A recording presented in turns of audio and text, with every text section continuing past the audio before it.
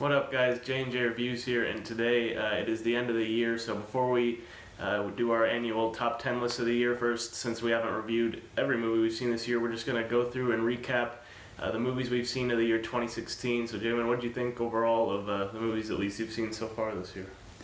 2016 is a pretty good year. We had a lot of reboots and such that were from older movies. We had a lot of new things that brought a lot of new things to the table, and we had a lot of movies that had some promise but didn't turn out to be as good as we anticipated. But overall, I'd say generally it was a pretty good year. Yeah, I'd agree. I skipped most of the bad movies, so for me, I had a great year. I think there's a lot of people complaining about this year, but I mean, if you don't see Independence Day, Resurgence, and all that crap, then you stick to the good movies, you have a good time because there's some quality stuff out there. So we're just going to go through and very quickly talk about some movies that we've seen this year. So just kind of mini reviews of each one. Starting off here with, starting from January, we're just kind of going in chronological order. Did you see Michael Bay's film 13 Hours? Yes, I did. So that's what we're starting with. It's a Michael Bay movie, and did you think it was better than any other movies, like everyone's saying? Well, yeah, I mean, I think definitely it was one of his better movies. It was a lot of fun. Obviously, you still have the Michael Bay, explosions and over-the-topness, but at the same time, it told a really compelling story that I think is not present in a lot of his other movies. Really, he's more just of get everything on the screen and make it look good. But really, this I thought also did a good job of adding in a good story and fun to follow characters. Yeah, I thought this movie was fine. I think it was kind of one of the Michael Bayisms. It was too long. Mm-hmm. It was very long, and after a while, it was just, again, explosions on the screen. But for the most part, I thought he did a good job of telling this true story that was interesting to watch. John Krasinski, Jim Halpert can kick some butt. He was actually really good in this movie. I didn't know if I'd be able to buy him as a war soldier, since he's only Jim from The Office to me, but he was good. So overall, it's kind of getting, I think, a little overhyped just because compared to his other movies, it is good. Mm-hmm. But I think it's fine. You can check it out. Next one, just quickly touch on. I doubt you saw it, The Witch. Mm-hmm. Horror movie. I don't like horror movies, but this one got so much hype that I decided to check it out, and it is very good. I never want to watch it again. It's disturbing. It's not as much scary. It just build the terror, and there's just very disturbing imagery. So if you like that kind of horror, there's no jump scares or anything, but if you just like atmospheric, creepy, get under your skin horror, it's for you. Again, very good, but you couldn't pay me to watch it again. It was disturbing. Next up, we have Zootopia, which I know we both saw that one. What'd you think? Zootopia was one of my favorite animated movies of the year. It was a lot of fun, really good, compelling story. Really, I say this with a lot of animated movies because I think it's important that you make an animated movie that's good for kids and adults. I think this one was exactly one of those. It wasn't too kid-like, it wasn't too adult-like either. It was just a perfect, nice family movie that I think told a really awesome story. And I love the concept, and it was fun. Yeah, this one was a big surprise based on the trailers, because the trailers weren't very good. Mm-hmm. They didn't really sell it as being for adults as well as kids. It kind of just looked like a kid's movie, but definitely explore some good themes for adults and kids. It's very fun. It was, surprisingly, I loved it. It was in my top of the year for a long time until recently it's been pushed out, but I was surprised by how much I liked it. Mm-hmm. Next up, did you see the Hail Caesar, the Coen Brothers movie? Mm-hmm. Yeah. That one came out, I honestly forgot about that movie until I went back and saw this because it came out in February. Usually their films are pushing for Oscars, but I can see why this one wasn't pushing for an Oscar. It was fun, but this definitely wasn't up to the normal standards of the Coen Brothers, like their last one, Inside Llewyn Davis. This is nowhere near that. But I think this is a fun movie. The cast is all great, and it's an enjoyable watch, but again, I forgot about it, so. Yeah, I think really what happened in that movie, I think it got me a little bit rushed. I think it was just a little bit. I think it's definitely could have been much better, as you said. Based on the trailers, I actually was anticipating that movie, but it just seemed like the overall movie was just going a little bit too slow at times, a little fast. The pacing was not how I wanted it to be, and so overall, I wasn't too impressed with it. It just didn't have like I didn't get what they were going for either. Like when it ended, like I didn't walk away with anything. Like I was just like, all right, that's the movie. Yeah. So it didn't leave with anything. Next up, Midnight Special. Did you get a chance to see this one? No, I did not. I didn't want to see that though. This one, again, one of those movies. When it came out, it was my favorite of the year for a while until recently again. But very good. Jeff Nichols, he's a very good director. He directed Mud, Take Shelter, and he's really coming on in this movie. Very very fun. It's kind of an homage to Spielberg, his type of movies. Really fun movie going along this ride with the boy. Michael Shannon's great. So just, I definitely recommend checking it out. Definitely really good and very thought-provoking. Mm-hmm. Next up, we have, I really doubt you saw this one, Terrence Malick's new movie, Night of Cups. This is Terrence Malick. It's one of those movies where you just watch it. I just watch it for the visual, like, eye candy, because he knows how to shoot people, like rich people being sad and mopey walking around. It looks beautiful. And so there's some deep stuff going on there. I'm not even going to pretend that I understood what it was about. It was just Christian Bale with a bunch of hot women walking around LA pretending to be a writer. But, I mean, again, it looks beautiful and there's some deep stuff going on there. But I didn't want to dissect it for 2 weeks after seeing it. I just kind of wanted to watch it because I heard it was good. And it is good. I'm sure the Terrence Malick fans out there liked it. But, again, I'll admit it's over my head. Next up, 10 Cloverfield Lane. Did you check this one out? What did you think? I thought that it was a interesting one, certainly, and I had a good time at this one. I think overall, I was actually very surprised at how good this one was compared to going in. I wasn't really excited for it, but I had a good time, and I thought it was a good story, and I also thought that overall it looked really good on the screen, and I enjoyed it. Yeah, I'm not really a huge fan of Cloverfield, so I just heard it was a sequel, so I wasn't that excited. Not really connected at all, which was nice until kind of the end. But I really enjoyed most of this movie. I was really locked in. John Goodman is fantastic in this movie. He's so creepy, so weird. And I dug everything up until kind of the last 20 minutes where I think I get it is tied to Cloverfield in a way, so I get why they did it. I just, compared to how like tense and claustrophobic the first most of the movie was, I would have just preferred something more like that, but definitely a good time with the movies. Yeah, it's something good to know. I also agree with that. I thought that it did feel pretty cluttered in the beginning, and at the end, I think they did do some good things, but at the same time, got a little disappointing. It felt so different compared to the rest of the movie. Like all of a sudden, things were crazy, and I was just like, "What happened?" Mm-hmm. Next up, we have Jake Gyllenhaal movie Demolition. Did you get to see this one? No, I did not. This one, smaller release, didn't get great reviews actually, but I actually ended up really digging it. I can see what people are saying. It's just, again, another rich guy like destroying his house because his wife died, trying to figure out his marriage and if there was love there and putting himself back together. And it is good. I was surprised. It's pretty a generic story for most of the time, but they throw in some twists that I wasn't expecting. So not a great movie, but Gyllenhaal he always delivers a great performance, so it's worth seeing just for him, and there's some nice surprises in there. I guess I hate the rich people movies. Okay. Yeah, it's true. Next up, a movie I know we both did see together, Elvis and Nixon. What did you think? Yeah, Elvis and Nixon I was really excited for because this was a movie that was very different. It was a movie that a lot of people probably didn't go and see.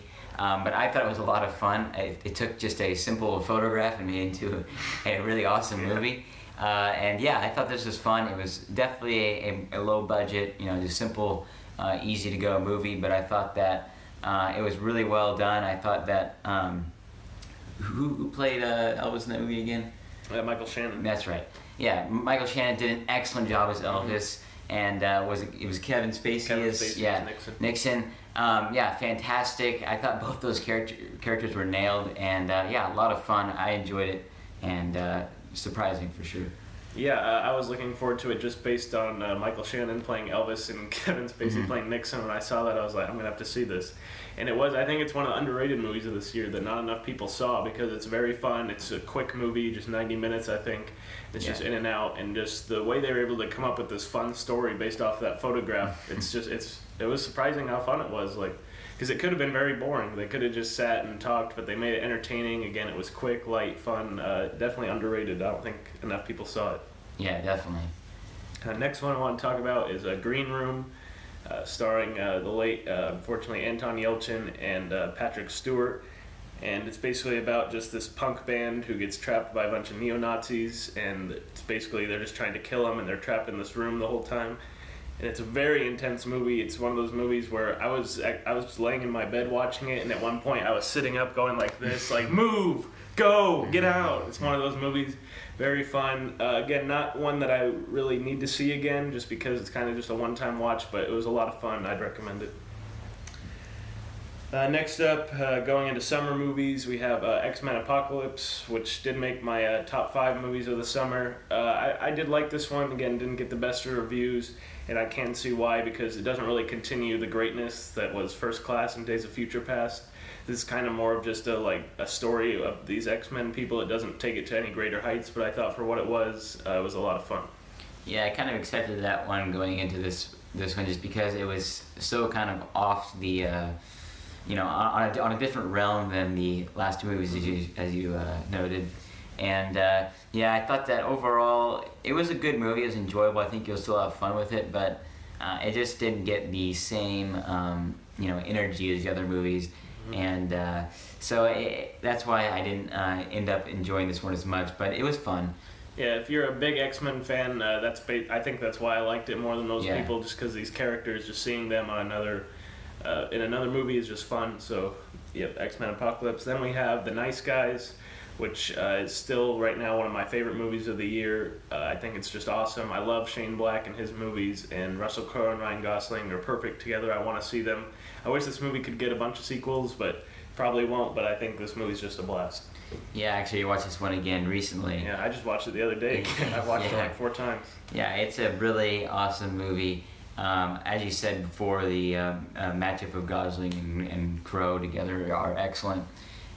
2 really likable characters that kind of keep each other in check. Yeah, really awesome. I love how this movie started out really simple, and then it expanded into this giant conspiracy theory. And about that plot, people had a problem with that because they thought it was kind of weird and hard to follow. But I think you need to rewatch it if that was your problem with the movie, because the plot, again, I've seen it 4 times now, but the plot it's good. Like, I could follow it and it makes sense. I think that was a lot of people's problem, but I think when you rewatch it, it's really well put together.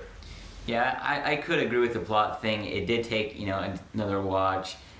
Even reading a little Wikipedia just to see what the actual... First time I watched it, I was just kind of like, I'm having fun. Exactly. I didn't really think about the plot, but now I get the plot, and it's really good. Certainly, yeah. And it's definitely one of the funniest movies of the year, especially compared to the next movie I'm going to talk about, Neighbors 2, which we saw that. I like this movie leaving the theater, but as I thought about it, I didn't laugh as much as I wanted to, and I really didn't like they have the sorority in this movie instead of their fraternity. And it's basically just turns into a big feminism movie, and they're trying to make jokes about it while still make it relevant. And I just didn't think this movie worked. I was kind of disappointed from Seth Rogen because he's usually a home run. Yeah, I didn't actually see the first one of this series, but the second one I went in with an open mind. I like Seth Rogen comedy, and I like these type of comedies anyway. But yeah, you're right. I think this one just really, not really a bunch of the story part that really hurt me more. It was just that, again, going into a comedy, you expect to at least laugh. And there just wasn't enough of those moments. There's 2 jokes that I remember right now. Yeah. And that shouldn't be the case. I would 100% agree. I think that's really what just kind of disappointed me. I was going in looking to be, just have a good time and laugh. But this one just didn't do it for me. No. And moving on here, another weird one that I saw, The Neon Demon. The reason I saw it, directed by Nicholas Winding Refn, who directed one of my favorite movies, Drive. And this is a movie, again, it was good, but I didn't need to see it, never going to watch it again. It's about, it's in the model world, and it just gets really weird. I'm not going to spoil it, but it gets super weird by the end. And when I left, I kind of just felt gross. And I was like, why did I watch this? But I'm glad I did, because there's some beautiful stuff in there. Again, it's one of those movies kind of like the Terrence Malick one, where it looks really good. But I think this guy, Nicholas Winding Refn, he's gone from Drive, and he's slowly declined into just making visual movies and not caring about the story. And this is another one of those. So if you like that kind of stuff, again, you probably liked it, but I never need to see it again. And going into June, we have Pop Star, Never Stop, Never Stopping. Did you get to see this one? Yeah. What'd you think? Well, I actually was impressed with this movie. I thought that it was a funny movie, obviously, and yeah, it was interesting. You know, it kind of brings up the kind of the Lonely Island stuff, and so you know, therefore, I thought that yeah, it worked, and I thought it was a good time. Yeah, I'm a big fan, especially in my younger days. I was a huge fan of The Lonely Island, so definitely was looking forward to this movie. And for what it is, it definitely pays off. It is very funny, unlike Neighbors 2. There are a lot of moments that I remember from that one that I still laugh about. I've seen this one a couple times, and it does hold up. It's very funny, again, very quick. And if you like The Lonely Island's humor, then you'll like it. Yeah, it had a lot more character, I think, than Neighbors 2. It was more, you know, they actually tried to make you laugh. I think, and in Neighbors 2, it felt just like a blank slate. Just all right, you know, mixing a few jokes here and there. That's about it. Yeah. Then moving on, we have one of the worst movies. I hope you didn't see this one. Now You See Me 2. Man, you know, the first Now You See Me is not good, but it's fun at least. Like, it's enjoyable to watch. Now You See Me 2 was just awful. I hated this movie watching it because the problem with this movie was they tried to be funny. They tried to tell a bunch of jokes, and literally, it was like a half full theater, and it was really awkward because there was a scene where it's one of those jokes where like there's a long pause where you're supposed to be laughing, like setting up the next one, and everyone in the theater just sat there, and it was so bad. This movie is so dumb. I don't know why anybody came back for this movie. It's terrible. Don't see it. Even if you like the first one, that one, it's bad, but in the enjoyable way. This one's bad in the not enjoyable way. Ugh. Then movie Finding Dory. Did you get to see this one? Yeah, probably did. Yeah, I thought that this one, you know, I growing up as a kid, I loved Finding Nemo. That was like one of my favorite movies. I'd play that movie over and over and over. And yeah, I was hoping that this one would be a good rebound from that. And Finding Dory, I thought was a good concept enough. I mean, yeah, I mean, overall, would I like this one as much as Finding Nemo? No. But, I mean, did it tell an okay story? Sure. Is it going to enjoy the kids? Yeah. But it wasn't anything to go, you know, go crazy about. It wasn't a movie that I think I'll be popping in, you know, anytime soon. But it was fun and a good continuation of the series, and that's all I really cared about. Yeah, I agree. This is a fun movie. Again, not one that I particularly remember, or it's not like even like the best anime movie of the year. I think Zootopia is way better than some other movies, but I think it was fine. It told a fun enough story. It was good for the kids.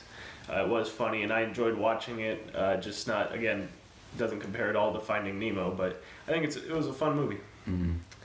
Next up, a movie that got absolutely destroyed. Did you see Warcraft? No. I did see Warcraft. I decided to skip that. I think, even though I got a free ticket, I still didn't I go. didn't see it with the free ticket too. I finally rented it for free, but I think my expectations were so low. I think this movie's fine. I definitely see why. I think fans of Warcraft are liking it, and it's definitely a lot of inside baseball. I didn't know what they were talking about half the time. I was just like, cool, man. But I think the visuals are very good. There's some good fights in this movie. The story, even though I didn't get like all the things they were saying to each other, I was able to follow it. I don't think it's a terrible movie like it was getting ripped apart for, but it's not that movie that the video game genre needed to get like to embrace to a wider audience, because it's definitely meant for those fans. So that's why I think it wasn't very popular and expanded. But I think if you just want some entertainment for free, it's fine. Definitely. Next up, we have The Shallows, which didn't quite make my top 5 movies of the summer, but one that I was really surprised how good it was. I did not see that one. Yeah, you did. Oh, The Shallows, yeah. Okay, I think you were next to me. I forget sometimes. No, yeah, this one was a good time. Yeah, I definitely enjoyed it. Yeah, there was definitely some interesting moments in this movie that I think kind of dragged along a little bit, but at the same time, overall I did enjoy this one. I probably wasn't as bad as you, but at the same time I did enjoy it. Yeah, I thought I thought there was some really good visuals in this movie. The scene she goes underwater with some jellyfish. I was just kind of like shocked that this like kind of B movie shark movie was doing stuff like that. And I never complained about watching Blake Lively for an hour and a half. So there you go. Next up in July, another movie I think you skipped for good reason. Purge 3, Purge Election year. Purge 1 bad, Purge 2 okay. They kind of figured out like how to make Purge 2 fun. Purge 3 was kind of just like Purge 2 but dumber because they tried to have like political Election. social commentary. Yeah, they call it election year. They're trying to have some commentary and it's like you don't do that. This is not who you are, Purge 3. You're not a commentary. It's fun enough, but again, you don't need to see it. Purge 2, if you're going to watch a Purge movie, that's the best one, I think. Not saying much, but it's fun. This one, like, why do they think that you're important? Like, really? Next one that we both did see, one of the better comedies, Mike and Dave Need Wedding Dates. Mm-hmm. Yeah, Mike and Dave Need Wedding Dates. Definitely much better than Neighbors 2. This is kind of more of the comedy of that genre that I was hoping for. Was this movie perfect? No, but it was funny. There was some good moments, definitely more than Neighbors 2, and actually a pretty okay story. But yeah, fun, but still forgettable. But this one's still one that you could probably pop in and still enjoy every once in a while. Yeah, I think this definitely wasn't a movie you needed to see in the theaters, but I think if you catch it on TV or rent it at home, you'll have a good time with it. Again, pretty dumb, but again, a lot funnier than Neighbors 2. I definitely laughed a lot.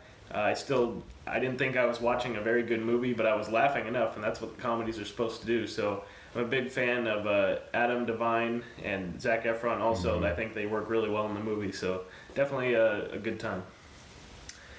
Next up, did you see Nerve with Dave Franco and Emma Roberts? Mm-hmm. Another one, like some of these movies, I'm like, I kind of question myself, like why? Again, I see a lot of these like renting for free and stuff, but this one, again, not very good. It was another quick one, so I didn't mind watching it. It was actually pretty good until the ending, when they just couldn't figure out how to end the movie, so it was just kind of like a slapped-on, stupid ending. But Dave Franco and Emma Roberts have alright chemistry, and you know, if you're a 13-year-old girl, you probably like it. Another one, speaking of bad comedy like Neighbors 2, Bad Moms. Did you see that one? No, I just skipped that one as well. This got okay reviews, so I figured, you know, it must at least be funny, but I'd say the best part about Bad Moms is the story, which is weird. It wasn't funny. I laughed like twice. But the story, it has a good message about like appreciating your mom and what moms do and go through and why they do it. And I was like, wow, this is a good story. It's just not funny. So there's Bad Moms. If you want a mom movie, then go check that out. Just don't expect to laugh. Next one, finally get into some really good movies here. Hell or High Water. Mm-hmm. I know I've seen this 2 or 3 times now, and after I raved about it, drove you to see it. So what did you think? Yeah, this is one I actually want us to go see again or whatever. But yeah, super engaging movie. Really surprised me. Low budget and such, but you know, Jeff Bridges really nails his role here as the sheriff and such. But yeah, I really enjoyed this one. I was engaged the entire time. Super entertaining, and you know, super simple as well, but yet looked awesome. The story was awesome, and yeah, a lot of fun. I went out of the theater really enjoying this movie. Yeah, this one definitely, like you said, it's simple, but it's just so captivating. The characters are why this movie works, because it's a story that you've seen before. But I think Chris Pine and Ben Foster are really, especially Ben Foster is always good, and he has some great scenes in this movie. But Chris Pine, we just know him as Captain Kirk usually, and he's a bunch of just random weird movies. But this movie, I think it's a very subtle performance, but he's just very captivating, and I enjoyed watching his character. And this whole movie, I was just invested in. All right, moving on out of summer, we have going into the fall movie season. We have a movie I was actually looking forward to, The Light Between Oceans, with Derek Cianfrance, a very good director, and you got Michael Fassbender and Alicia Vikander. This is a movie that, with that potential, everyone thought was going to be pushing for Oscars, so it was questionable why it was coming out in early September. And everyone, including myself, found out why when we saw the movie, because it's not very good. It's very melodramatic and sappy, and I just don't know why he decided to take on this source material. I think maybe he thought he could do something with it, make you cry and stuff. This movie really is trying to make you cry too much, and it's not really that engaging with the character. I hated Alicia Vikander's character. She's just a terrible person in this movie, and you're supposed to care for her. And so, again, really disappointed, not very good. And then another one that we both saw, Magnificent Seven. What do you think? Yeah, Magnificent Seven brought together a really good group of actors together. including Chris Pratt, and it was one that I think fell a little bit flat, but I think at the same time it was still enjoyable. Not all the jokes hit well, not all the action hit well, but at the same time it was still a good it had enough moments that definitely were enjoyable for me. Yeah, I think again, like Lake Between Oceans, great cast of people, had pretty high expectations for it. It was just okay because I think Chris Pratt's having a lot of fun, and I don't think anyone else really is, or at least didn't translate that well. But I think the last 30 minutes, the big showdown, is really fun, and that's what I wanted this movie to be more of. I think leading up to it, it's just kind of dull and boring, and like you said, not very funny, which it tries to be at times. So I think all right, but could have been a lot better. Mm-hmm. Then moving on, we have Deepwater Horizon, the latest Peter Berg, Mark Wahlberg disaster movie, and really well-made movie. Documents a disaster. It's a sad thing. I don't think it left me with enough of an emotional impact as I wanted it to, like his other movie, Lone Survivor, did, and what it looks like his other movie that came out this year, Patriots Day, is going to do. But I think this one, again, very well made. Mark Wahlberg's great. Kurt Russell is really good, so definitely worth seeing. Then we get into when we both saw together, The Girl on the Train. Yeah, The Girl on the Train is one of those movies that I couldn't get over. The story was just really just not just weird, but it was just really just boring and kind of bland, dumb. Yeah, whatever you want to call it. It was one of those movies that I would enjoy just falling asleep, honestly, because there's just too much of the girl on the train in this movie. It was just not enough, really, of anything. The story wasn't compelling enough, so there's nothing to really grab you in and take you in and immerse yourself. Yeah, I think the main problem, there's a lot of problems, but I think my main problem was it's trying to be this like Gone Girl style like thriller, but I wasn't engaged at all. I felt totally separated from all the characters. They're all pretty bad people. Just nothing in this movie I was into. Like it all was just kind of happening, and I was just watching, and it was long and boring, and it just wasn't good. I can't imagine the source material's good. Like apparently it is, but this movie it didn't work. Mm-hmm. And moving on to a couple movies that are up on my favorite of the year, we have that one movie I see a year that nobody else sees that I love, and this year it's Blue Jay, which is on Netflix for everyone to check it out. It stars two people, Mark Duplass and Sarah Paulson, and it's a black and white movie about they were high school lovers, and now like 20 or 30 years later they meet back up again in their hometown, and they spend the rest of the day reminiscing, and we find out what happened between them. And it's just a really, really strong, powerful movie about these two people that I really cared for more than I have a lot of movie relationships.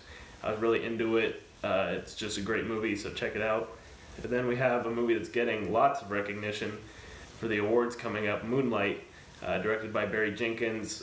Fantastic movie, not much I can say about it that everyone else hasn't. It's just awesome. It's very subtle and how emotionally impactful it is, but those scenes, they've stuck with me. I'm still thinking about it. Just great, obviously. Check it out. Then we have one that I think we both seen, Hacksaw Ridge. Yes, Hacksaw Ridge. I couldn't think of it, but what'd you think? Oh yeah, Hacksaw Ridge was great. Saw some with my grandpa. It really was pretty dang awesome. I love the story that it brought. Mel Gibson did a great job of making a really good immersive experience, and you felt like you were with the soldiers out there on the field. Only problem I really had with this movie was that at times it did get a little bit too Hollywood. It got you could tell they were trying to make things a little bit more dramatic than they probably actually were, but at the same time this one was fun enough to kind of push that aside and enjoy. I loved it. Yeah, this is a great movie. Mel Gibson really knows how to direct action. Probably the best war action we've seen since Saving Private Ryan. That opening beach scene, it's that immersive and gets you into it. I think my problem with the movie is the first half of the movie is all about this character played by Andrew Garfield, who's great in the movie. We find out why he doesn't believe in violence, and he goes to this whole thing about how he won't touch a gun, and it's all about that. Then the last half of the movie is some of the most brutal violence I've seen in a movie in years. So kind of that contrast is weird, but again, I also agree it's a great movie. Really, really enjoyed it, and one of my favorites. Then next up, a movie that we weren't looking forward to, and only I saw, Doctor Strange. Actually turned out to be a little better than I thought it would be, but again, I wasn't expecting that much. It was just okay. I'm kind of running out of steam with Marvel at this point in the MCU and all the superhero movies pretty much, but this one's fine. I'm just not into the character enough to get attached to it, and it was just fine. And we've got Arrival. Yeah, Arrival was a very interesting movie. You know, going in, I kept an open mind. I was kind of worried, but at the same time, I was excited. And yeah, this one did not disappoint. You know, it kind of takes you in as an Interstellar kind of did, where it takes you into this new world, and did a pretty good job of that, let me tell you. The interactions with the alien creatures was really interesting, and it told a story that was really unique. And you know, obviously Amy Adams and Jeremy Renner both did really, really well in this movie, and really helped make this movie even better than a lot of people probably thought it was going to be. Yeah, I think this is a just great movie. Denis Villeneuve continues to just knock these movies out of the park he's doing. And I think this is just a great science fiction movie. They're kind of hard to come by these days like this, high concept movie that gets pulled off so perfectly. I think Interstellar could have been that, but I think it got a little too bogged down in the science to really capture it. This one really hit where that one didn't, which is emotionally. Once you figure out what's going on, it's one of those movies I need to see again because it changes the whole movie for you. I think Amy Adams is great as usual. This just shows more layers that she can do, and this is a great film. Next, getting into the last few ones here, definitely the most anticipated movies for me going into this year that I finally checked out. First, La La Land, which directed by the Whiplash director, and it stars Ryan Gosling, Emma Stone. And this movie is just, I love it when a movie lives up to the hype like this movie did, because it was just so awesome. And I'm not a big fan of musicals, but this movie was a perfect blend of story and musical, and I thought it just worked perfectly. I didn't even notice the songs after a while. They were good, but I was just so into these characters and the story. Absolutely loved it. Definitely check it out. And then Rogue One, the movie everyone's been looking forward to. Yeah, Rogue One, another great movie. I think really fits well into the Star Wars catalog of movies, and really a really good prequel. The really only good prequel. And this one was awesome. I love how they connected it to A New Hope. It was just seamless, and you know, this is it definitely has some great, you know, war type aspects to this movie. And you know, while there was a lot of characters like any other Star Wars movie, some may have been underused. I thought at the same time, you know, it was a really awesome Star Wars movie, and I enjoyed every minute of it. Yeah, I was kind of worried a little bit going into the movie, but once I was back into the Star Wars world, I thought it was just awesome. I loved following along. A lot of people complain about the characters, but I thought for the most part I was into them. I enjoyed following them along. Some of the best Star Wars action, probably the best Star Wars action we've ever seen. It's more grounded and gritty and real, and it was just great. The last 45 minutes are just some of the best 45 minutes I've ever seen, and the most satisfying, at least for me. It was just some great moments that I've always wanted to see as a Star Wars fan, and I loved it. Mm-hmm. And last movie here that I just saw, another one that I was really looking forward to, Manchester by the Sea, Kenneth Lonergan, and the big takeaway from this movie is Casey Affleck is going to win the Oscar. And if he doesn't, it's an absolute crime, because his performance is one of the best I've seen in a long time, because he never at any point, he has there's flashbacks and he does things where you understand why he is the way he is, but he never comes out and says it. Like, he never explains what he's doing or why he's feeling a certain way. It's all in his face and what he's doing. It's just so powerful, and it's just a great movie all around. Really recommend it, especially just for Casey Affleck. He's a powerhouse. So that's going to do it for this wrap-up of 2016. As we both said, we enjoyed the movies pretty much that we saw this year. Still got a few more to see before we do our top 10 list that we want to check out. Yeah. Martin Scorsese's Silence. Mm-hmm. Come on, just come to our area. I want to see it. But once we get that, we'll be getting that out video to you guys, so make sure you watch out for that one. Thank you guys for watching J&J Reviews. Signing up.